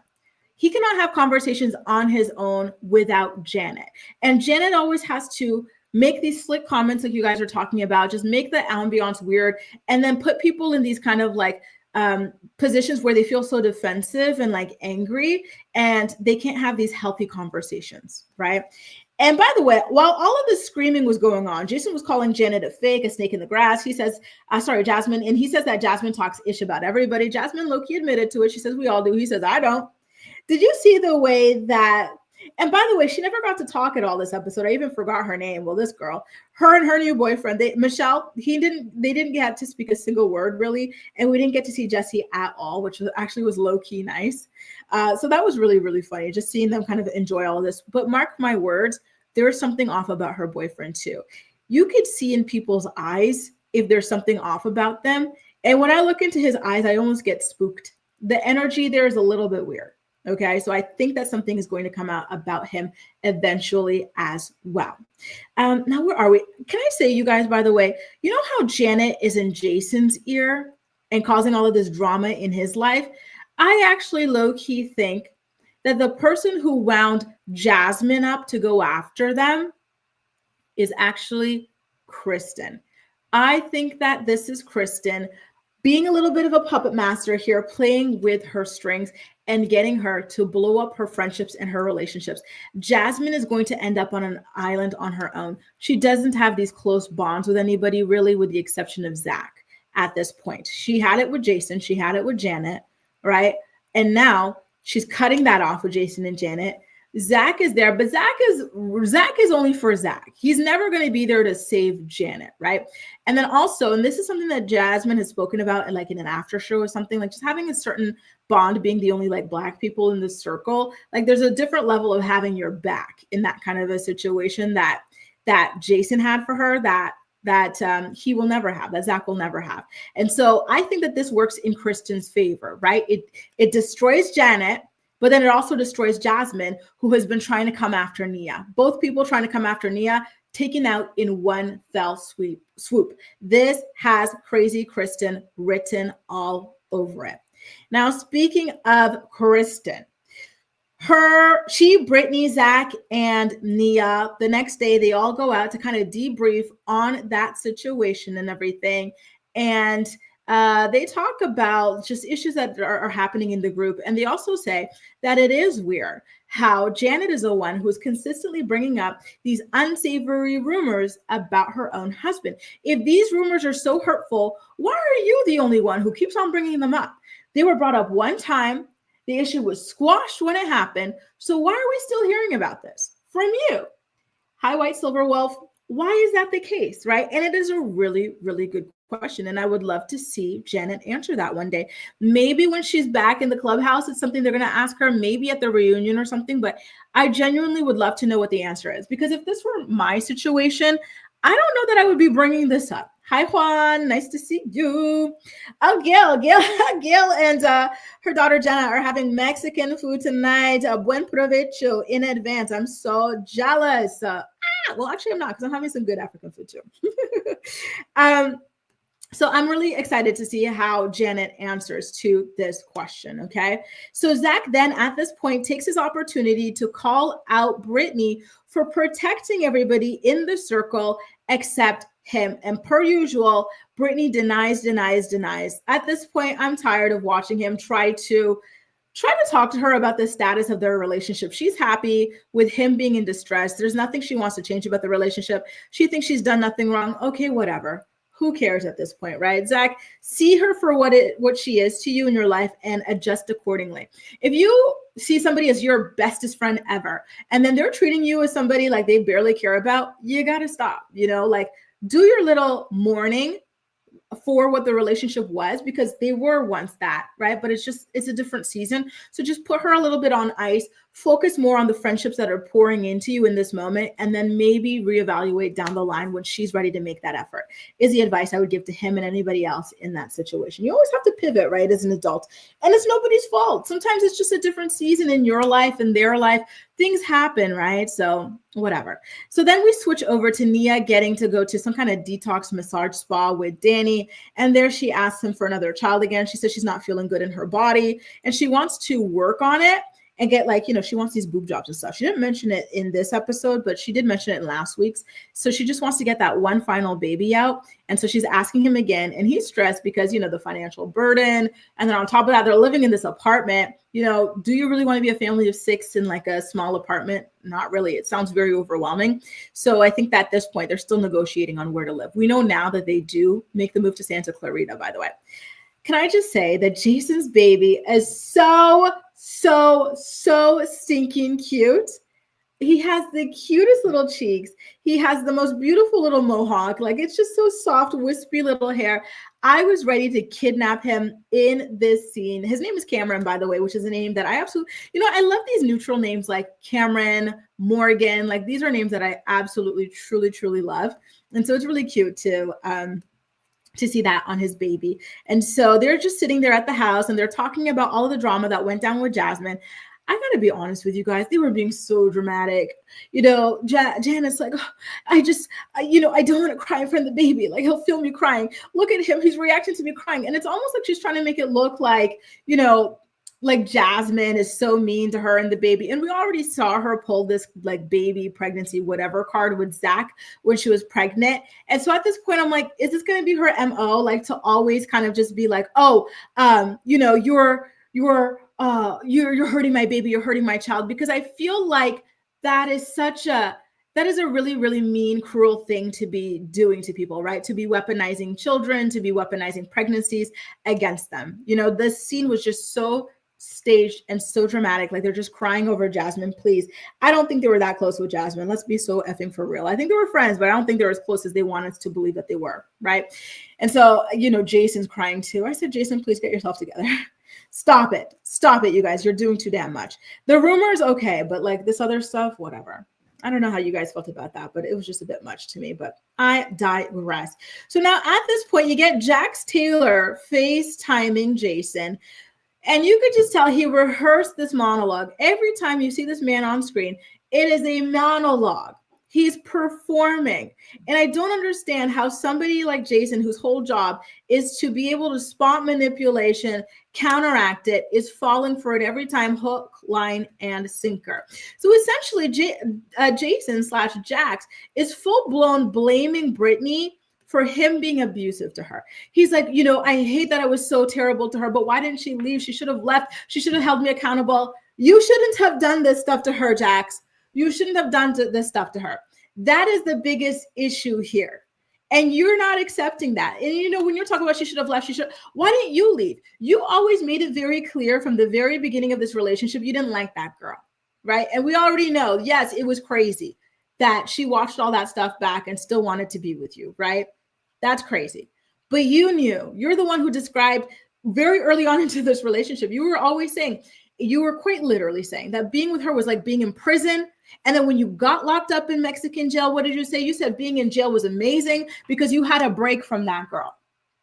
Yet you didn't leave her. So what about you? Why are you blaming all of this on her? I'm sorry, but they're both freaking nuts because they both should have left. They were both like, talking about this relationship makes my head hurt. Because it is true. You know, when I was doing my rewatch, I was like, what is wrong? Like, why doesn't he just dump her? He hates her. He very openly hates her. And then when I'm thinking about her, I'm like, why don't you dump him? He very openly hates you. And on top of that, everybody, your mom, not your mom, your dad, your siblings, your boss, your friends, your television host, the audience, the footage is telling you to walk away. This guy is a terrible person. This guy treats everybody like garbage. This guy's a narcissist. This guy's a sociopath. You see the trail of tears, right, of all the women who've just been treated like garbage by him, right? And then for him, you don't like this girl. You're a grown man. Dump her. Dump her, dump her, dump her. You have the right to walk away from a relationship if you do not want to be with that person, right? That's something I never understood about him. And Stassi always said it, that he was not capable of dumping women. Well, why is that? You know, why don't you talk about that and exploring that instead of trying to blame everything on Britney? That was not okay. And I still hate that Jason allowed him to use his platform in that way. Jason should have nipped that in the bud. That was not okay. That was typical narcissistic gaslighting. That was typical narcissistic abuse. BY says, I recall Zach and Jasmine were roommates, and Jasmine was also roommates with Janet once upon a time, if memory serves me correctly. So they have a friendship and stuff, but I just don't get like they're really tight kind of vibes with her and anybody on this cast, to be honest with you. I kind of feel like she's the odd man out. And I actually kind of feel like Zach is the odd man out. However, he really tries to dig his heels in to stay. But he was supposed to have that long-standing friendship with Britney, but Britney has kind of all but turned her back on him. Julissa says, Jenna has an issue with everyone. Yeah, but spineless Britney, she's the issue. Exactly. And again, Jason seems to be a really lovely person who gets along with people. And now he's looking like he doesn't get along with anybody. And it's because of his wife. I need for him to open up his eyes and see that she is dragging him down. And speaking of that, thank you, Juan. Speaking of that, did you guys notice that when they had that cute, sweet little baby there with them in the living room, he's like, I don't know how we would have gotten through this if it wasn't for Cameron. Really?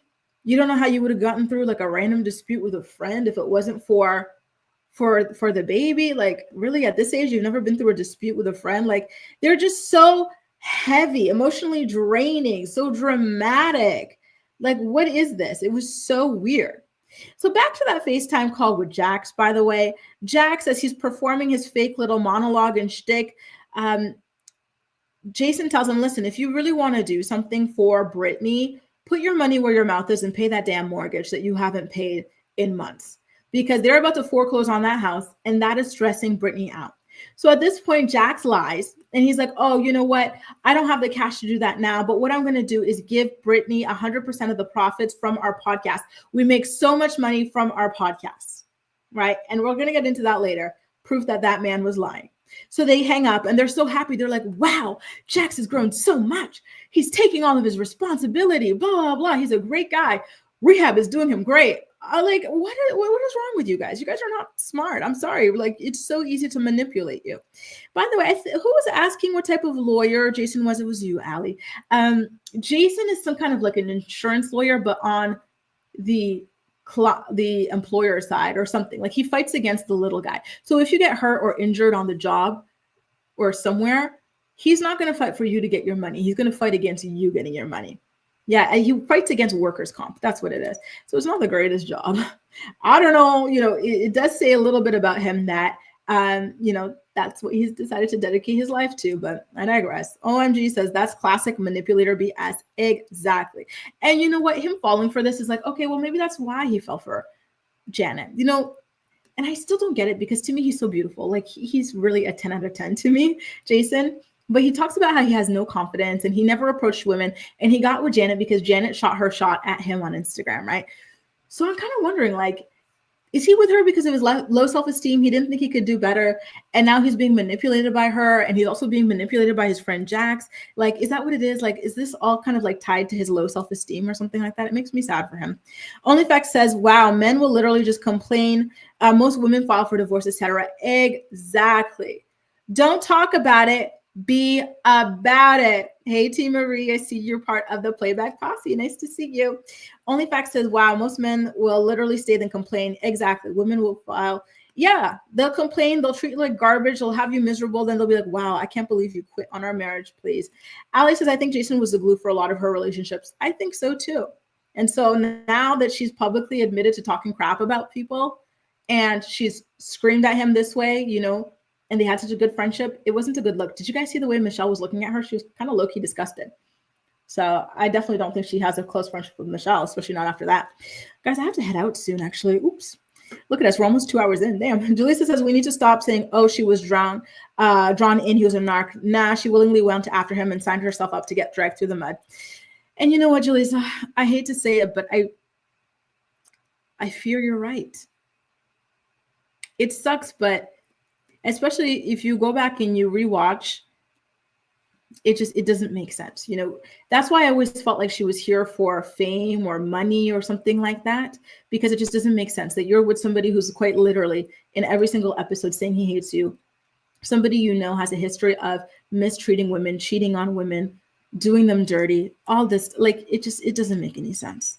You know, that's why I say it hurts my brain to think about this relationship, because I just don't understand like how it was even possible. Why are they trying to give Jax props for performing? Exactly. Bottom of the, and this is why he's been able to get away treating everybody like garbage for so long, because people coddle him. They coddle him and it's ridiculous. He's like 40 something years old. Stop it. What else did we have to, yes. So back at the house, by the way, Jax has bugged the house. So at this point, Brittany is aware that they have security cameras, right? So she puts the Post-its over them so that he cannot see her. And I actually loved her. Her mom is really cute in this episode and in this season. So you know how like Jax has a reputation of blocking everybody, and there's this brand that's really popular. It's called Blocked by Jax.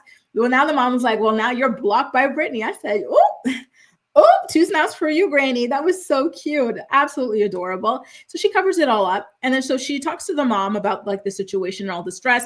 And then she calls Jax's sister. I'm really happy that she's got a great relationship with Jax's sister. Jax's sister knew he was trash.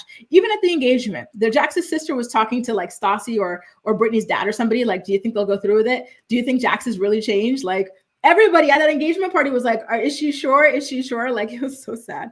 And so she FaceTimes the sister. I'm happy they have that relationship. And she talks about Jax not paying the mortgage. She's got 2 months left on that house, that blah, blah.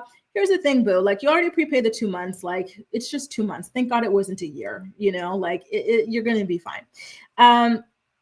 It sucks, but it's only 2 months. Thank God. Right. And so what happens here? Hang on. So Jax, actually, we find out that he bugged the place with audio things, right? So up until now, she thought that he only had access to cameras, but the cameras did not have audio on them.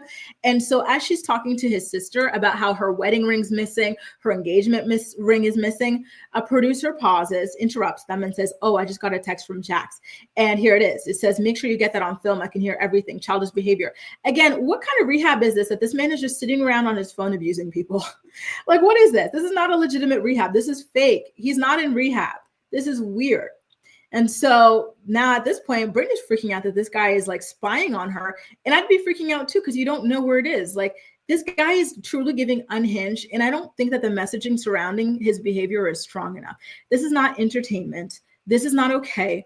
This is not normal. This is terrifying behavior.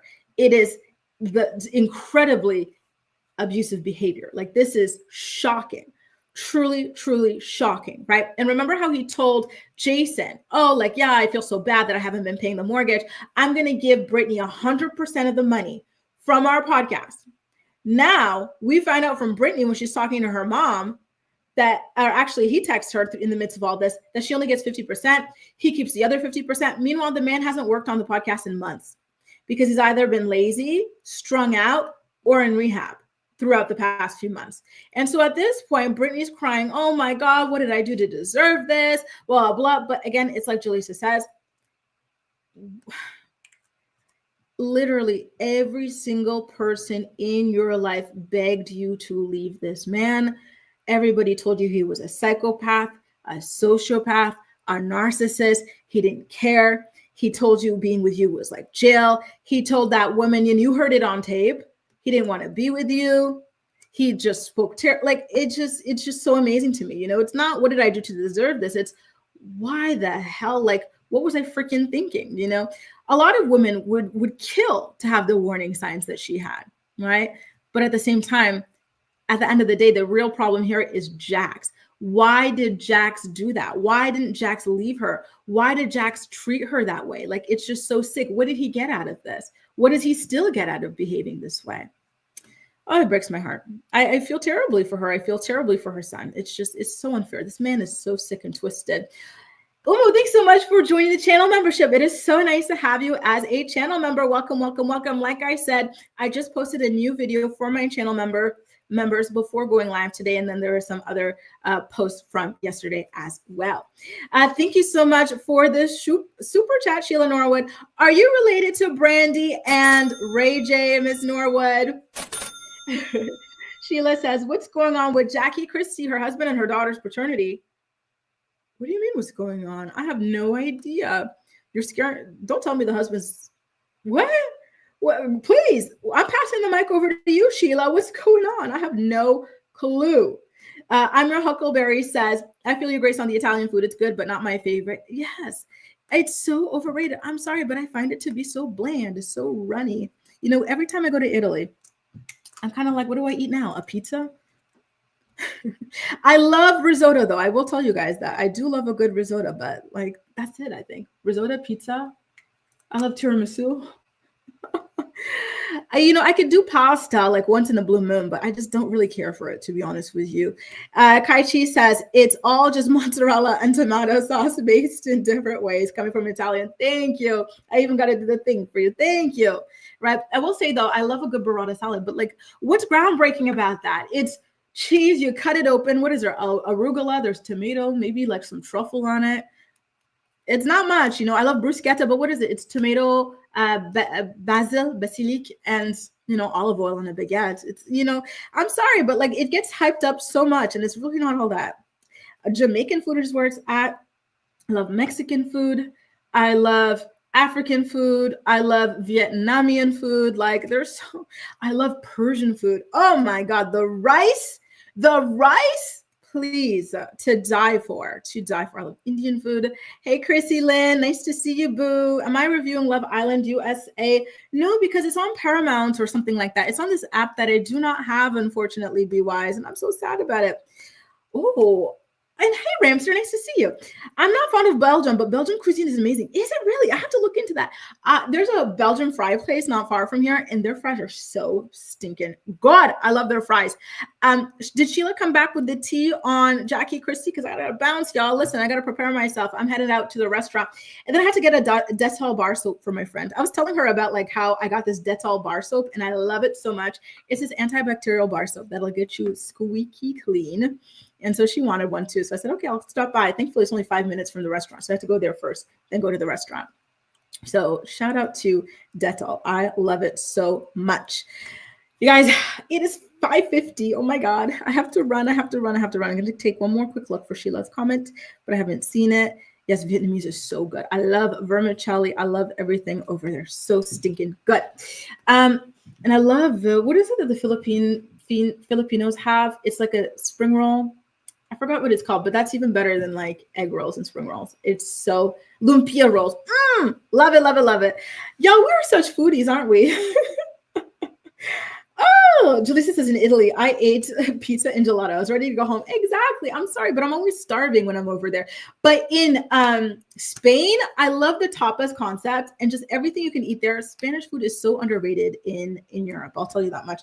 Thanks, OnlyFacts. It was so nice to have you. Thank you so much for all your amazing comments, boo. Chrissy says, Dettol is amazing. When I get pimples, I use it on my face. Clears up ASAP. You guys, do not sleep on Dettol. It is so incredible. You know what? I might as well stock up with like 4 bars. Anyway, you guys, thank you so much for joining me for yet another episode of The Morning Report. I had the greatest time chatting with you. I'm so sad because this is our second last episode for a little while before I leave. Tomorrow's episode is going to be my last one for a little while, you guys.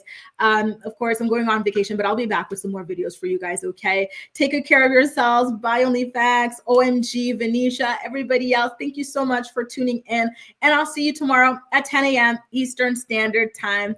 Bye, guys. Take care.